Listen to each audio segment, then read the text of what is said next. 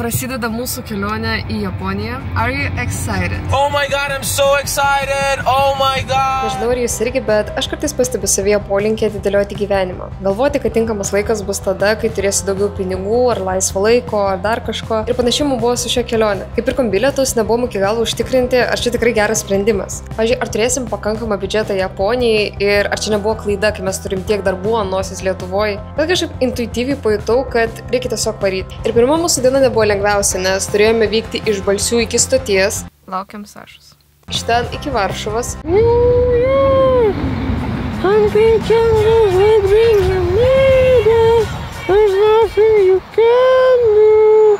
Skristi į Pekiną. Esam mūsų 4 valandų persėdime. Mums dar liko laukti už 2 valandas. Aš dar bandysiu miegoti. Sekasi prastai, bet čia aš tik žinau, kad po to dar ilgai nebus progos prigulti, tai aš čia ant 3 kėdžių išsitiesus. Ir galiausiai nusileidom Tokijui. Nors į Japoniją skrendu 3 kartą, šios kelionės lauko kaip pirmos. Kaip per dantį šaltis davė. Ir šiame vloge kviečiu ir jūs pakeliauti su mumis. Dabar yra kažkur 11 ryto. Kiek dabar laiko? Dabar 12 ryto. Mes dar nepustryčiavome. Eilinį rytą pradėsim nuo 7-Eleven. Aš jums padarysiu ekskursiją. Jo. Sveiki atvykę į Tokijų, šiandien jums parodysiu Tokijų, bet svarbiausia, aš jums parodysiu 7-Eleven. Čia yra mano svarbiausias dalykas, kurį noriu jums šiandien parodyti. Ne, Simona. Nu gerai, nekalba taip Simona, aš atsiprašau. Nekalba, ja, nesakykite, kad aš šitą, nesakykite, kad aš šitą sakiau. Aš normalus, o jūs normalus? Žiūrit čia video. Nėra ką veikti. Ateina Simona, ateina Simona, ateina Simona.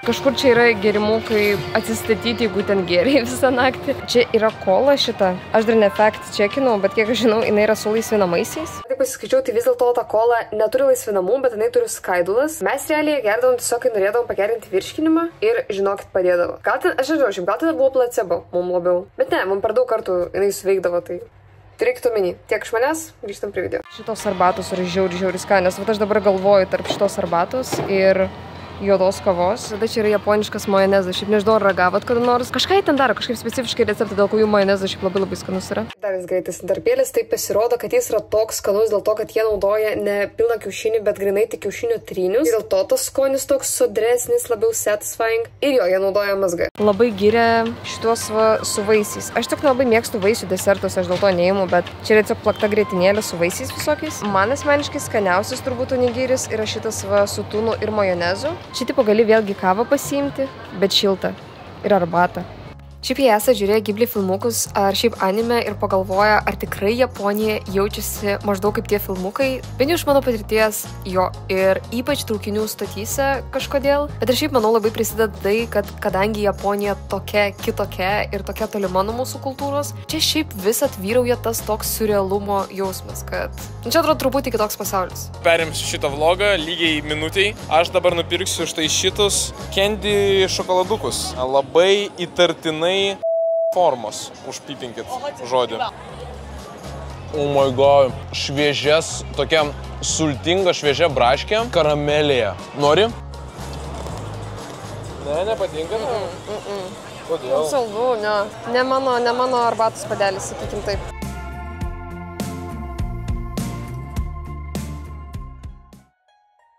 Sveiki, maisto mylėtojai. Su jumis vėl aš, jūsų gurmanas Saša-san. Šiandien aš jums papasakosiu, ką aš valgysiu šitoj vietoje. Tai pirmas turime skystą auksą.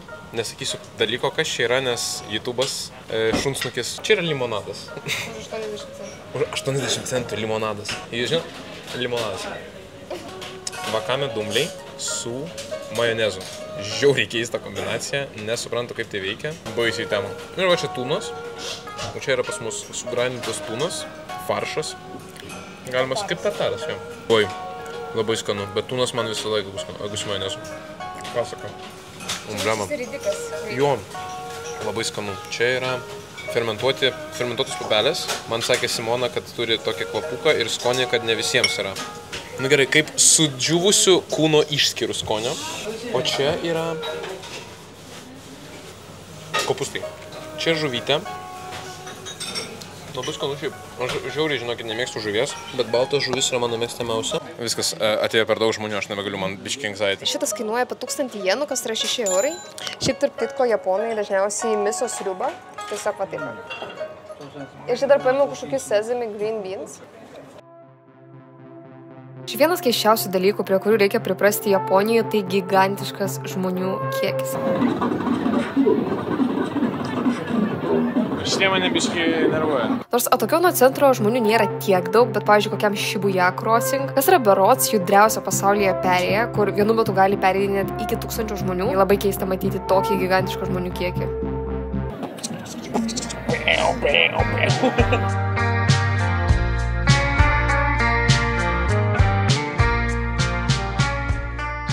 Žaisim Nintendo. Nuo 1 iki 10, kaip excited tu esi žaisti Nintendo? Aš excited. Mes nupirkom OLED Switch'ą. Nei aš, nei Sima, mes nesam žaidę šiaip prieš tai Nintendo, tai Switch'as antras, kiek kainuoja dabar Lietuvoje? 400... Kažkas tokio. 400 PM. Mes nupirkom OLED'ą Nintendo už 202 eurų. Sveiki, man davė Simona įrašyti, tai mes einam dabar į Harajuku rajoną. Tiksliau važiuosime, iki jo labai toli važiuoti, nes aš pamačiau, japonai, jie naudoja tokius dėklus. Ir tie dėklai, jie vadinasi iFace, jie tokie labai keisti, bet man labai patinka, kaip jie atrodo. Tie, kas turite iPhone'ą, arba realiai bet kokį kitą telefoną, jūs turbūt žinote, kad jeigu tu turi dėklą virš metų, tai čia yra jau pasiekimas. Nu jau virš metų turėti dėklą yra next level dalykas. Kai atvarėm į Harajuku, tai nuėjome iškart į iFace parduotuvę ir Saša iškart negalėjo išsirinkti. Tai mes ir nuvarėm į kitą parduotuvę, kur nors aš neplanavau kaip ir pirkti savo jokio dėkliuko, bet čia yra labai faina pardė, nors ir labai apkrauta turistų. Su šiaip visokiais kietais dėkliukais, bet aš žiūriai norėjau kažko susijusiu su Japonija, tai visgi nusipirkau savo šitą už 24 eurus. Ir tada vėl grįžom į iFace parduotuvę, kur Saša savo nusipirko žiauriai kietą dėkliuką. Ir čia kažkodėl mano kamera nustojo įrašinėti garsą, bet mes tiesiog realiai pakomentavom, kokie mes esam galiausiai patenkinti abu šitais dėkliukais. Ir ypač, kad pas Sašą dėl šitos formos dėkliuką yra žiauriai kieta tiesiog laikyti telefoną rankai. Ką norėjau pasakyti, kad tokių šiaip žiauriai sunku su šiukšliadėžėm, tiksliau jų čia nėra. Tu turi visą laiką ieškoti 7-Eleven ar Family Mart'o, kad tenais nueiti ir išmesti. Bet taip yra iš tikrųjų, nes kažkada, aš neatsimenu, kas tiksliai buvo, bet buvo kažkoks įvykis Tokijui ar Japonijoje iš esmės kažkur. Žodžiu, Saša atsimena visą tą įvykį. Tokijui kažkalintais metais, 1990 ar 85 buvo toks kultas, jis vadinasi kažkaip taip, ir jie padarė serino dujų atakas metro stotyse ir kai kur Tokijui ir mirė nemažai žmonių visai. Ir dėl to tiesiog išmė visą šiukšliadėžę. Čia aš pamačiau šitą kadrą, aš šitą pamačiau. Jinai šitą nepamatė, aš jau ir pamačiau ir jinai ištraukė kamerą ir pradėjo filmuoti.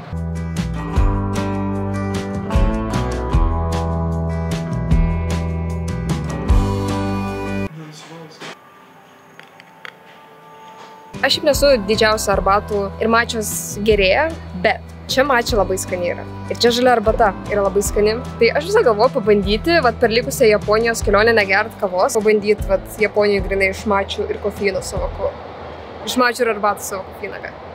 Iš mačių ir arbatų savo kofeiną gauti.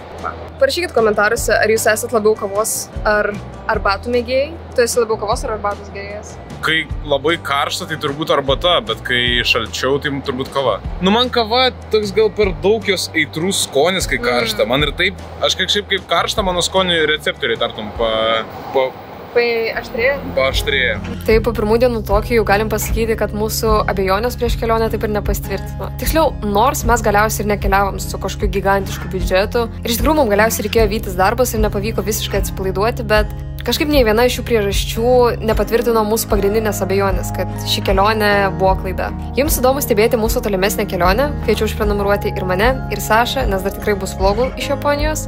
Ir labai ačiū, kad žiūrėjot. Tikiuosi jums patiko ir labai linkiu ir jums kuo daugiau keliauti ir kuo daugiau pamatyti. Aš matau jūsų žinutes, kad norėtumėt ilgesnių vlogų ir šiaip šitas video turėjo būti ilgesnis, gerokai, bet gan daug medžiagos čia buvo sugadintos arba garsas buvo sugadintas, tai dėl to man teko tiesiog labai daug iškirpti. Bet kadangi dabar jau esu Vilniuj ir turiu visą medžiagą jau iš Japonijos, tai galiu pasakyti, kad kiti vlogai tikrai bus ilgesni. Tiek iš manęs ir iki kitų video.